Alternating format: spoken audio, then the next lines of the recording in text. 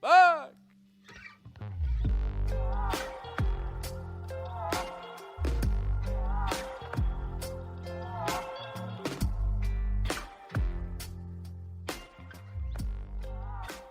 My name is Josh Miller. I own Riverstone Kennels, and I've been training gun dogs for more than 16 years. I have field trialed, I've hunt tested, but at the end of the day, I'm a duck hunter. You might find that the duck in our Duck Dogs podcast is spelled uniquely. The UK stands for my British Labs. I love my British Labs. I love what they offer me, both as a part of my family and the high motor in the field. As you're going to find, I have some pretty special dogs. Follow along in our podcast series here as we talk about both in the field hunting and in the field training situations that will hopefully help you progress with your dog at home.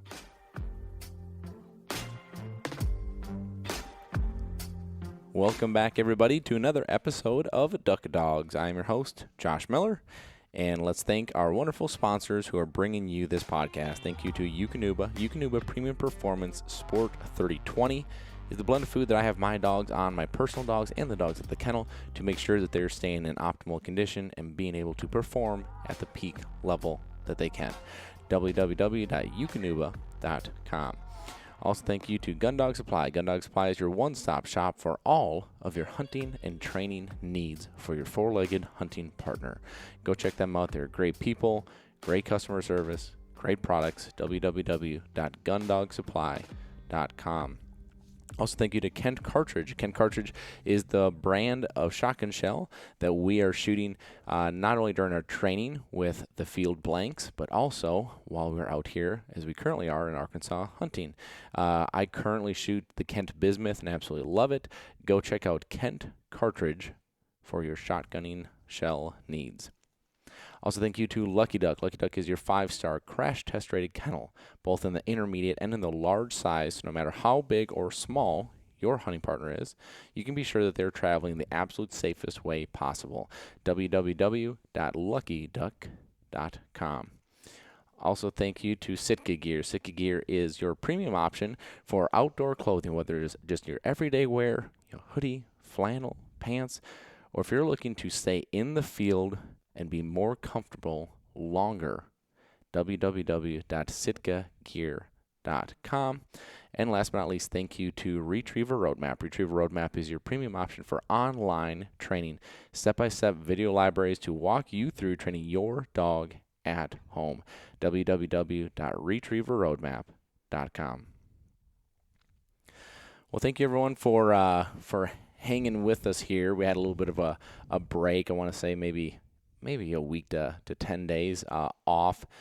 A lot going on in that time, a lot of travel for me, which obviously when I'm traveling makes things tough. I know a lot of you guys have actually had kind of a neat idea, which I too have had, and I'll tell you why it doesn't work.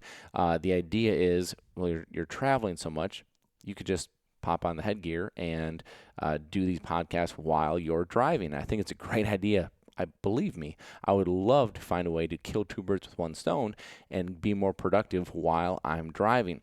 The problem is the background road noise, and I'm so picky on that, because when I listen to shows, there's a podcast and there's stuff going on in the background, or you can't hear right, or you have to have the volume up to 10, so you can hear what they're talking about, not the background noise.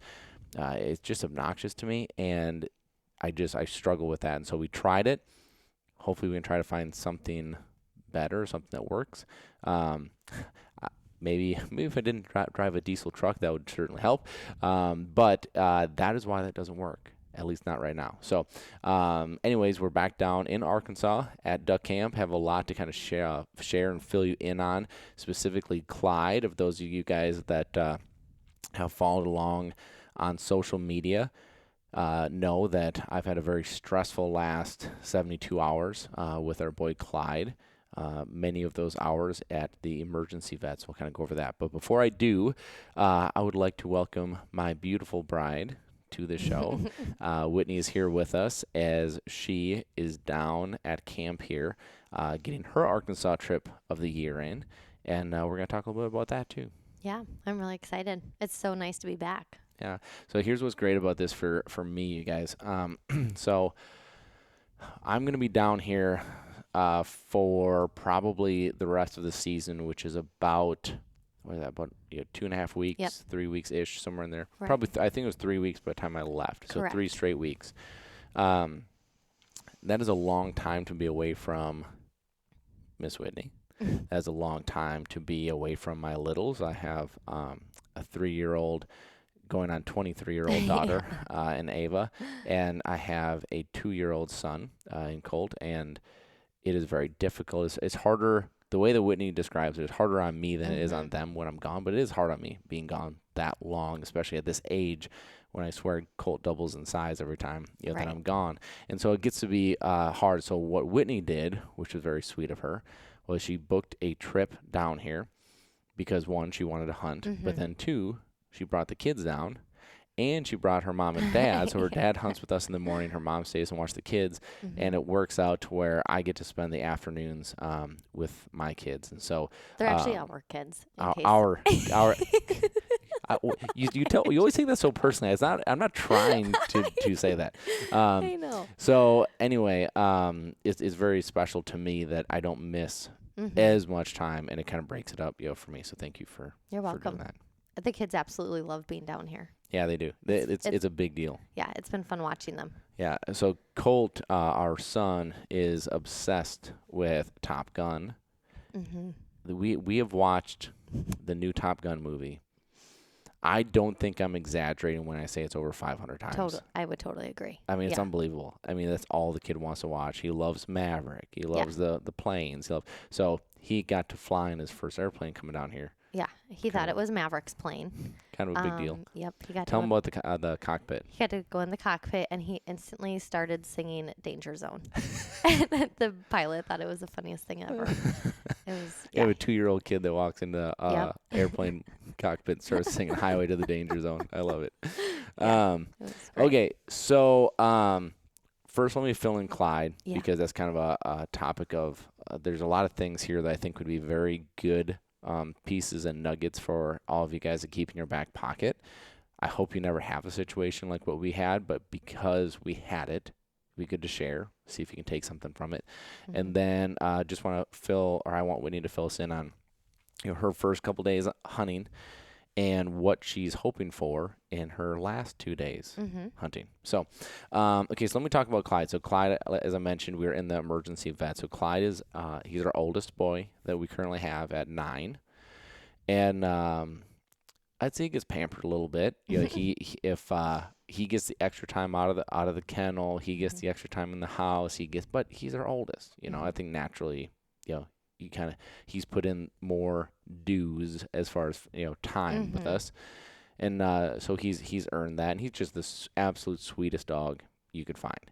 And so we're traveling, spent a couple days in Missouri, then from Missouri came down here to camp, and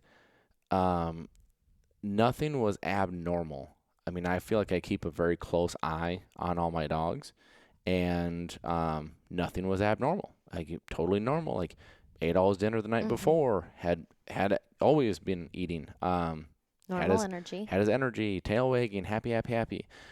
So Rob Snell, owner of Gun Dog Supply, is at camp here with me, and it was just another day, and we got up, let the dogs out do their thing, put them away, and then we had a full day of scouting. We had to scout a few of these farms. Whitney and her dad were going to be hunting with us the next day, so we wanted to be prepared, and especially with the kids coming in, I didn't want to spend the afternoons scouting, brushing, putting blinds up, which is what we normally do, but I wanted to spend that time with the kids. So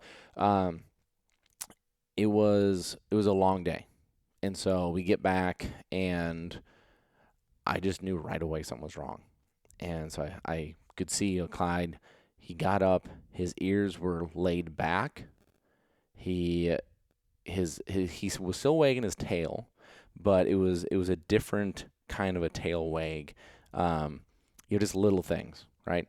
And so I'm like, gosh, I don't know what's going on, but I'm gonna keep an eye on him. So he's in the house with us, kind of laying on his dog bed, and he kind of starts, like over time, kind of shaking, not like a violent shake, but Mhm. just like almost like you're cold, kind of like a shiver.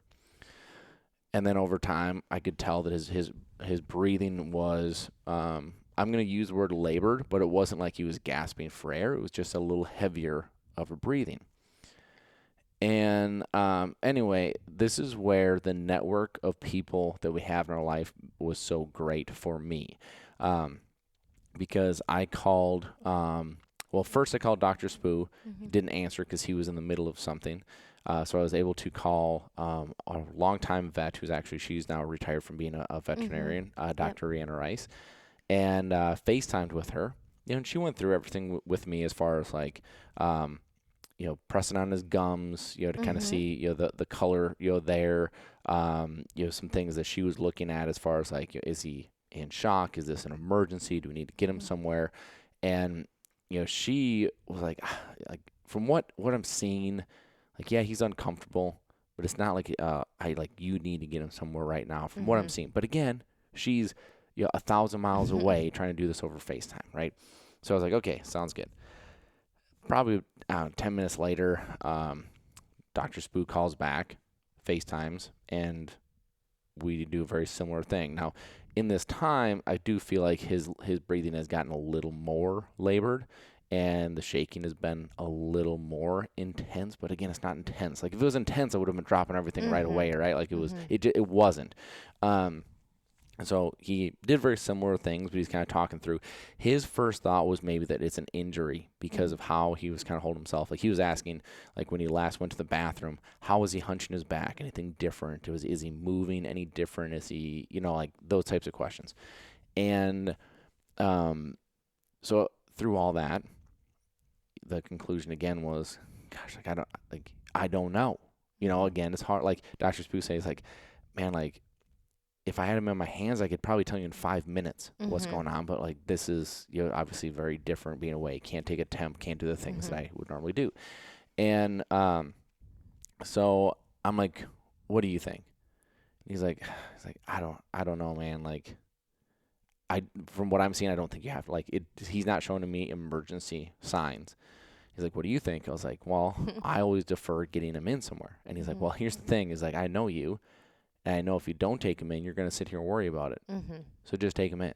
And which is spot on because Yeah. that's exactly me. Like I would sit there. I wouldn't have enjoyed the hunt the next morning because I Right. would have been worried about him. I wouldn't have slept all night because I would have been worried about him. So so we decided to take him in. Now here's probably the biggest takeaway that I hope all of you guys can have as a result of this story because this helped us get the result we wanted and needed the fastest, which was before I leave or before I go on a trip, anywhere that I'm staying, so here in we always call it Secret Arkansas because we just we can't we have promised landowners that we hunt with that we will not tell people where we are hunting. That's why.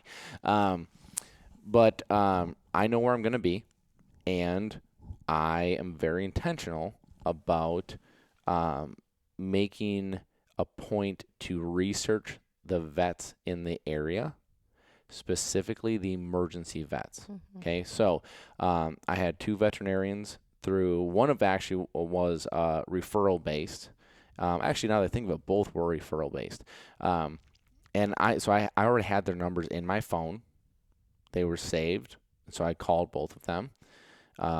Neither one actually answered even. So I'm like, okay, well, here it is, option C, Mhm. which was an emergency vet in Memphis. Now, Memphis is about 2 hours away.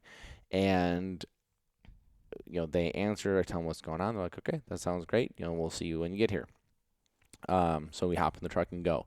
So I did this on Instagram, but in case you didn't see it, this is a point for me to stop and say thank you so much to Dr. Spoo and Dr. Rice for taking that time to do that. That put my mind at ease, but just helped me. I mean, it's a pretty helpless situation when your dog is sitting there in obvious pain and obvious discomfort, and you don't know what's going on, right?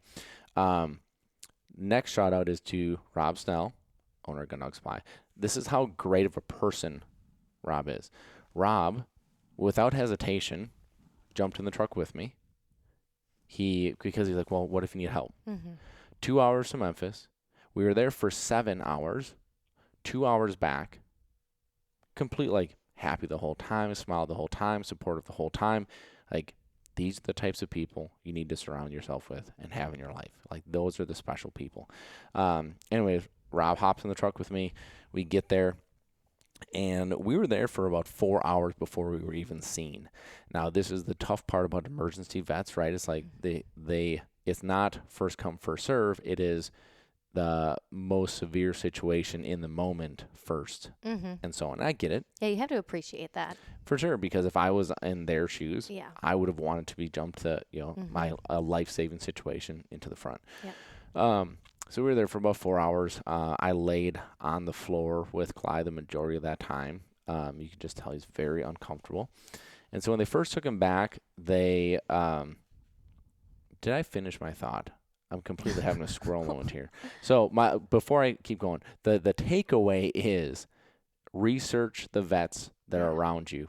Have an emergency 24/7 option because Mm-hmm. it never fails. No dog gets hurt or sick at 11 a.m. on a Tuesday. Mm-hmm. It's always on a weekend at night, something like that. So do that research. Save them in your phone so that you don't have to do that research. If you're in that moment and you're panicked Mm-hmm. and you're emotional and you're frantic and you're trying to figure out 100 things at once, this will take a ton of pressure off of that moment. So do that when you travel. Best advice I can give you. Mm-hmm. Anyway, so we get there, we wait. The first thing that they did was they looked for an injury. They said that the way he was kind of acting, the way he was kind of holding his head, they thought an injury. So they're looking for maybe a bulged disc, maybe a neck injury, a spinal injury, something like that. They couldn't find anything. He wouldn't show pain in any specific area. Okay, so then the next thing was blood panel, X-rays. I guess you call them chest X-rays Yep. is what Yep. they did. Whitney's, if anyone is as close to a vet as possible without being a vet, it seems to be Whitney. So they did all that, and they came back that he had pneumonia.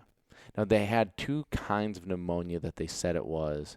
Mm-hmm. I think, One was aspirational, okay, and then the other one was communal. correct. And so they said that there was no difference as far as how they treated them. It was just how he could have picked it up. Mm-hmm. I mean, something as much as breathing in an area that another dog that had it was, which where our camp is, every house around us has hunting dogs. Mm-hmm. I mean, very easy pickup there. When I travel, I specifically avoid rest stops. I specifically avoid truck stops for this exact reason. I don't want them to pick up a kennel cough, pneumonia, something that is airborne that can be transferred. So I don't think, but who knows? Yeah. I mean, it's one of those things. And this is just the life of having animals, Mm-hmm. right? Like, this is just the reality of it. I had somebody I think just about a week ago send me a message that their dog was at a kennel, got kennel cough, and just wanted to know, like, is that a sign that kennel isn't being well taken care of? Absolutely not. I mean, the reality is that when you, like, our kids, Yeah. you send your kids to school, specifically kids our age, to a preschool or a daycare, the kids are going to get sick. Mm-hmm. It's just how it is, Yeah. right? Like, you put that many kids in that much of an area, the dogs are the same way. Yeah. Like, if one dog comes in that doesn't even have kennel cough but has been exposed to kennel cough, boom, the whole Yeah. kennel can have it, right? It has not they could be the cleanest, most diligent, it's just one of those things. And this is part of it, for us, is that we have more dogs, so we're going to deal with this more often, right? Mm-hmm. So anyway, I was super happy that they figured it out. What they wanted to do, they wanted to get him on an IV. His white cell count was very high. And so they want to get him on an IV. They wanted to get some antibiotics in him.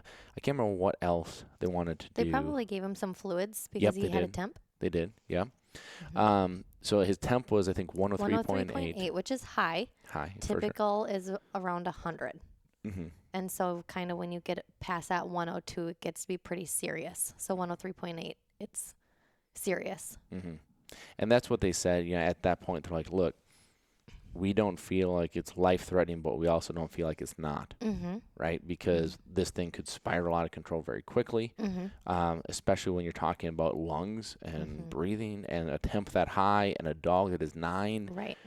It was just one of those things that, it was, one, thank goodness that I went with my gut and brought him in Yeah. instead of waiting overnight, right? So again, maybe there's 2 nuggets. So first off, do your research of vets in the area. Second off, if you are in doubt, take him in. Yeah. Really. Like, I get it. I promise you, I know it's expensive. That bill was not fun, but I would rather have Clyde here with us than in the morning have a nightmare. Yeah. Right.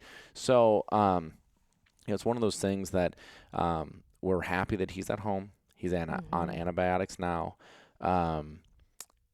It was something that I really hesitated putting on social media. I actually waited until I knew he was okay before I put anything on social media. And a couple people picked up on that because I did what happened, and then I did him being home all within 10 minutes of each other. And one of my good friends asked me, like, why didn't you share that before? And my answer was, I'm not going to use his health as a point of interest for people. Well, yeah, and I mean, they're our family member. Yeah, Like, there's a point of it's privacy. a privacy for sure. You know, I mean, our emotions are high, and it's one of those things that we like to be. You like to stay private with certain things. Yeah, for sure. And I don't like. We are running a business. I don't like the thought, or I don't like personally when people use a situation like this as an attention getter. I just don't like. I don't like it. And so that's why. And so super happy to have him back. Super happy that he's wagging his tail. He's so happy. Yeah, he's We're a happy. good boy. We're happy. So, but anyway, thank you so much for the prayers. Thank you so much for the comments, the messages. It was very stressful. I went on 48 hours without any sleep at all. I'm still trying to catch up on that a little bit, but anyway, all goods so far. So all good. Okay, Whit. So you were back in the great state of Arkansas. I am hunting. What do you think of your first 2 days? I'm so happy to be back. Everyone knows I'm an upland hunter, but I really do love waterfowl hunting with Josh and with the boys, because that's really the only time I get to hunt with the boys and see that side of them, besides, obviously hunting bracken for pheasants. So it's so fun just being back in a different environment this time. We're at a different camp. And which you like better? I love it's so much better. Oh my gosh. So much better. It's a really nice place. And the different styles of hunting have been really fun. And I feel like, I don't know if this is the right term or not, but I feel like I kind of like more of that old school waterfowl hunting, like what we were talking about the other day, where don't get me wrong, like I love setting up the blinds and all of that.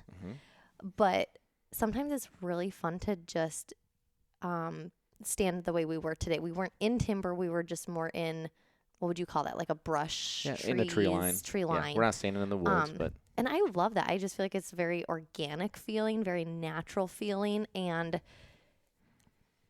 I just feel like I don't need to hide as much, which is a very weird way to put it. But I just feel like sometimes things draw more attention. The more things that you have out draw more attention. And I am short. I'm 5'3".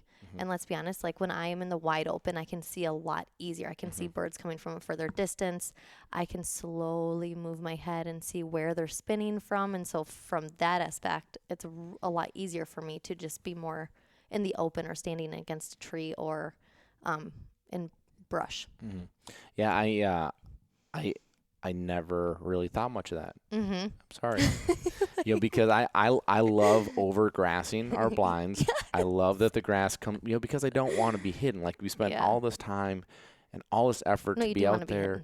But I've never thought about that you're standing in the middle and I'm 6'1" and you're 5'3" and I'm barely being able to see over the grass. Like I literally couldn't see anything yesterday. You probably feel like you're sitting in a house. Totally. I I broke the grass in front of me yesterday. Oh, I know. I saw. See. Huge pet peeve of mine. Spend all the time grassing in, and somebody comes in there and like Oh. breaks wide open a shooting lane. I'm like, oh, I just that was had the to. whole point. No, that's really good. And so I love that you love to do that Yeah. because I love that style of hunting too. That's why I Mhm. love being in the woods, Mhm. standing next to a tree. Mhm. We're talking about doing a hunt where we kind of sneak and like hide in a ditch Yeah. and basically use the ditch as almost a pit. Yeah. And I love that. Like most of the time when people come hunt with us, they don't want to do those things. They want to be in a blind. I think partly because maybe some people feel like they're hunting if they're in a blind. I know. I feel like there's Yeah. a comfort level. Like Yeah. you're in a chair, you're sitting next to your buddies, you can sit and talk, you Mhm. move a little bit, right? Like I love the run and gun kind of a Mhm. style. And then we can be mobile too. Like if something's not Yeah. working, let's move. Like when you set up the blind, like you're where you're going to be for the morning, And so I agree, and Mhm. it's a different kind of a hunt for sure. And I like that you like it because then Yeah. it allows me to go do it. So we hunted in a field yesterday. Yeah. We It was shot so fun. pintails, teal, gadwall, widgeon. Mhm. Did we shoot mallards yesterday? I feel like Um. we shot maybe two, not Yeah. many. Not many. And then today was gadwall and mallards. And Yeah. today was we hunted a little coffee bean patch Yep. that had been flooded, and the birds were using it right off the edge of a major river. And the birds did not come back like what I was hoping. And Mhm. so it was 26 degrees. Our farm that's fields all froze. It looked like a skating rink. Mhm. The fields where we're at, even in the coffee beans, I had to break ice, setting Mhm. decoys out this morning. But I was hoping that right off of the big river, that birds traveling up and down the river would find it. And there were, 300 mallards in there yesterday? Yeah. It was incredible. Yeah. So I don't know. Like, I don't know if the birds left. I don't know what happened. Yeah. It was one of those times it was frustrating because, like I said, there was probably, I'm probably a little low with that. But there's, a few hundred mallards sitting literally where we were sitting today. Right. And there's just nothing. Like we shot a few. I shouldn't say that. We shot a few, but we it shot. wasn't what we expected. Yes, yeah. I expected us to be covered up, Yes. us in and out in an hour, and Totally. it was not that. Yeah. And that's hunting, That's hunting. and so it can be. But here's the thing, though.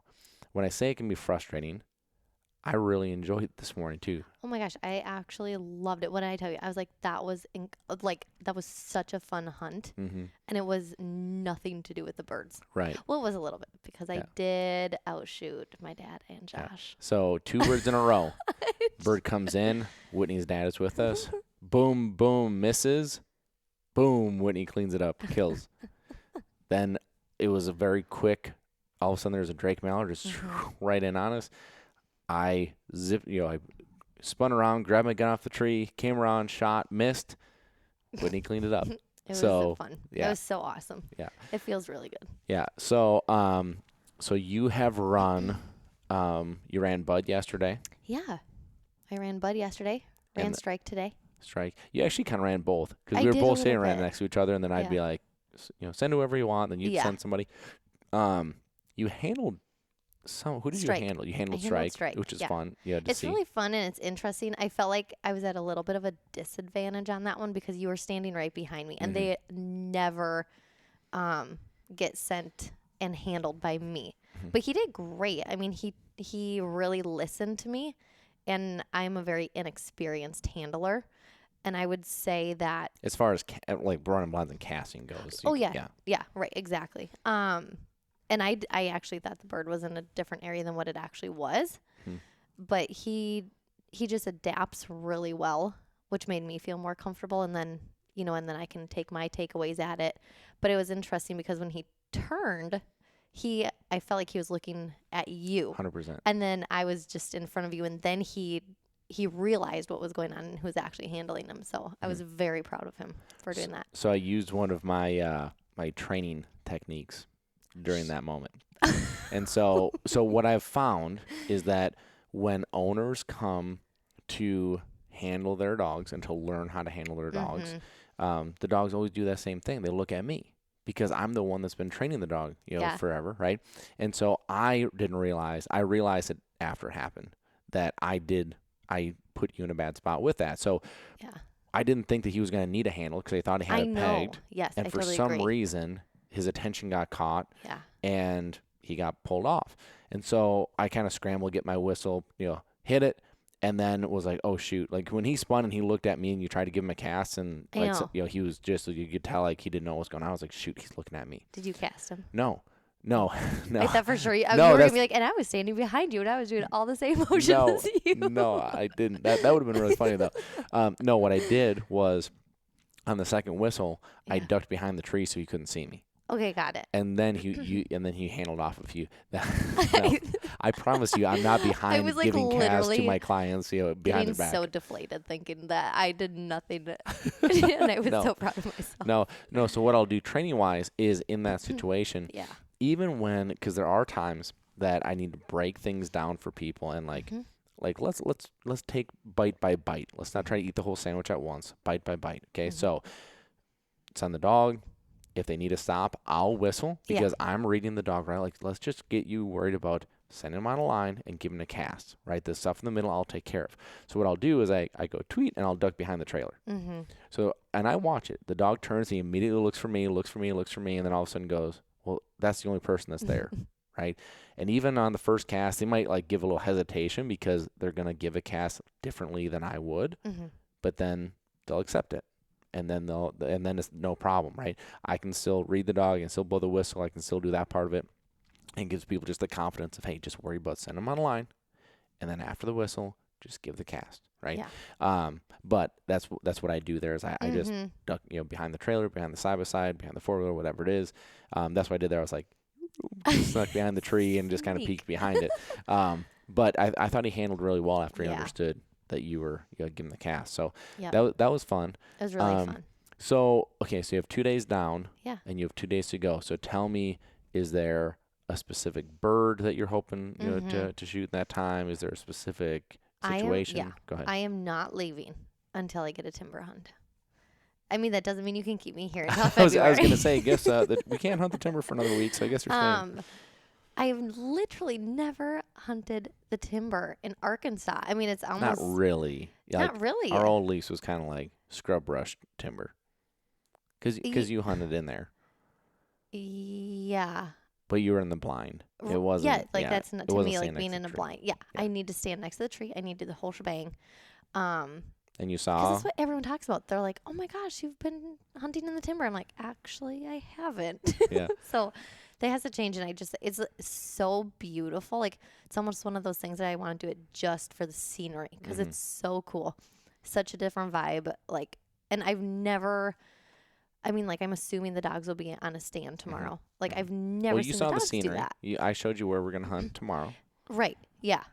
So what do you think? I mean, it's beautiful. It's going to be so cool, so different. I'm anxious to see really what it's like to stand in the water like that to hunt. I've never even done that before, and so I mean, birds or no birds, or I would love to just whack them all, but I mean, it's, it's just going to I'm really excited to have such a different hunt than what I'm used to. Yeah. Yeah, it'll be fun. It'll be interesting. I'm not overly optimistic about the birds using that hole right now, but like you said, this is not about the birds. It's about the experience. It's about being there. Yeah. It's about being there with your dad. It's Right. about being in that very picturesque scenery. Yeah. That's the other part that I really appreciate about you is that it's not about the number of birds. It's not about the killing. That's not making or breaking the hunt. So okay, so that's good. Is there anything else that you're wanting to do, or just the timber? Just that the timber was the one thing on my list that I was like, I really want to do this. Yeah, and it is fun. I mean, I don't think my dad has ever hunted that before. Right. And it's really funny being down here with my dad. I think because he always wanted me to be a hunter, and I never was. Until Josh came along. And now I'm like, Dad, we have a house in Arkansas. Look at how much hunting I do. So that is really special for all of us to be out hunting. Just 3 of us even. You know what I mean? It's something that I never would have thought would ever happen, I guess. Mhm. Well, and then now for me, what's extra special is now we get the next generation Yeah. involved with, Ava and Colt are out here, they're playing with the ducks and they're, talking about which, this is a teal and this is a mallard and this is a pintail. And Yeah, that's very special to me, for sure. and this is something that it hit me today watching, the kids play with the ducks because, I mean, I grew up wishing in the worst way that I would ever be able to hunt in Arkansas, reading the books and listening to the stories, and so now to be able to provide what we are right now for them, it's a really special thing, for me, and I hope that there's a lot of very special things to come, in their lives, but this is one of those things that just certain things hit you, For sure. as far as very special. So, so tonight, Whitney and the kids and your parents are going to Yeah. get your first Cajun food experience. Yes. Oh my And gosh. so we're excited about that. Just a lot of, Ava absolutely cannot believe that she's going to eat alligator tonight. So it'll be fun. So appreciate you guys following along again. Cannot thank you guys enough for, the prayers and the thoughts and the messages about Clyde. Yeah, you guys being dog people, you get it. That it's a stressful, heartbreaking, gut-wrenching situation, to be in.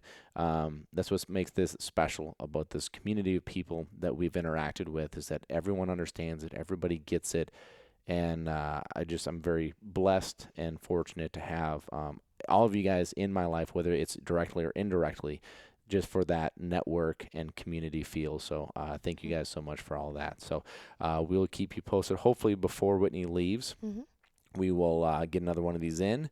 But we have to go eat because the Jags, we got to get back for the Jaguars game. So Big night ahead go of us. Jaguars. As I've told all you guys all year long, you guys are bandwagon Jaguars fans by default because you listen to this show. So the bandwagon is... Yeah, there's plenty of room. Let's go. Go Jags. I think Trevor's going to have a big game, and I do think we get this win tonight. So that'd be the first playoff win that we have had in a very, very long time.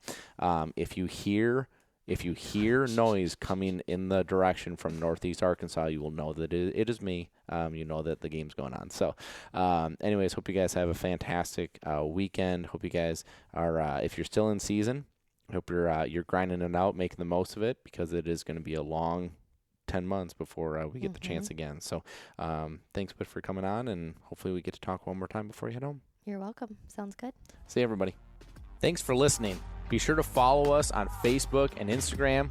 Leave us a review on iTunes, and a special thank you to Eukanuba, because without them, we couldn't do what we do here, bringing this information to you.